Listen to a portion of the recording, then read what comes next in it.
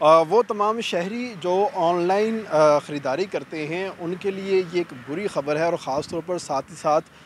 वो तमाम लोग जिनके बैंक्स में अकाउंट हैं उनका जो डाटा है वो कंप्रोमाइज़ हो चुका है। इस वक्त सूरत हाल ये है कि जितने भी फ्रॉडिये हैं, हैकर्स हैं, उनके पास पाकिस्तानियों का डाटा पहुंच चुका है और वो उस डाटा को इस्तेमाल कर रहे हैं और उनको जंक किस्म के और उनको स्पैम किस्म के जो मैसेजेस हैं और ईमेल्स हैं वो भेजने का जो सिलसिला है वो शुरू हो चुका है। अगर कोई किसी का बैंक के अंदर अकाउंट है और वहाँ से उसका डाटा चोरी हुआ है तो उनको मुख्तलिफ बैंक्स के नाम से उनको कॉल्स तो पहले आती ही आती थी, अब बाकायदा तौर पे ईमेल्स आना स्टार्ट हो चुकी हैं, जिसके अंदर उनको बताया जाता है कि आपका जो बैंक अकाउंट है वो खोला गया है और वो बैंक अकाउंट के अंदर आपकी इतनी रकम जो है वो ट्रांसफ़र कर दी गई है। तो आप ये तमाम तर जो रकम है जो कि बैरून मुल्क से आपको भिजवाई गई है, इसको आप पाकिस्तान में अपने नाम पर ट्रांसफ़र कर सकते हैं। इसके लिए आप अपना शनाख्ती कार्ड नंबर, बैंक अकाउंट मज़ीद नंबर और मोबाइल फ़ोन नंबर और इस तरह की दो दीगर जो चीज़ें हैं वो मांगी जाती हैं, जिसके बाद उनका जो एटीएम है या दूसरा अकाउंट होता है उससे एक्सेस की जाती है और उसका अकाउंट जो है वो देखते ही देखते खाली कर दिया जाता है।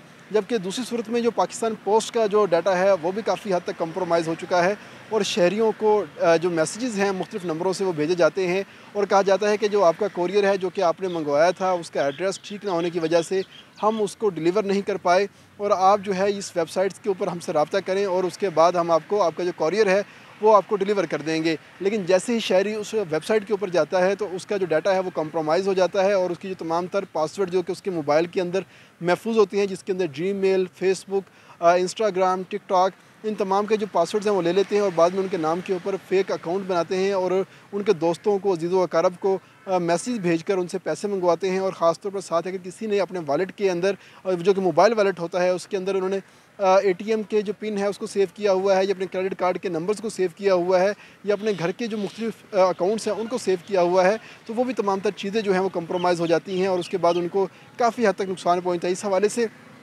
एफआईए के पास जो दरख्वास्तें हैं वो पहुंचना शुरू हो चुकी हैं और एफआईए का ये कहना है कि तमाम तर जो अकाउंट हैं बैरून मुल्क से जो हैं ये ऑपरेट हो रहे हैं, पाकिस्तान के अंदर से ये तमाम तर चीज़ें जो हैं ऑपरेट नहीं होती। अगर हम इन तमाम लोगों का पीछा करते हैं तो इनकी जो आईपी एड्रेस हैं और साथ साथ जो इनकी लोकेशंस हैं वो बैरून मुल्क की मिलती हैं और उसके ऊपर अभी तक किसी किस्म की कार्रवाई जो है वो नहीं हो पाई और एफआईए ने अभी तक इस हवाले से किसी बड़े ग्रोह को जो है वो गिरफ़्तार नहीं किया, क्योंकि उनके पास अभी तक कानून साजी की जो है वो कमी है और साथ साथ जो साइबर कवानीन है हमारे पास अभी तक इतने मजबूत नहीं हुए कि इन तमाम लोगों का जो एक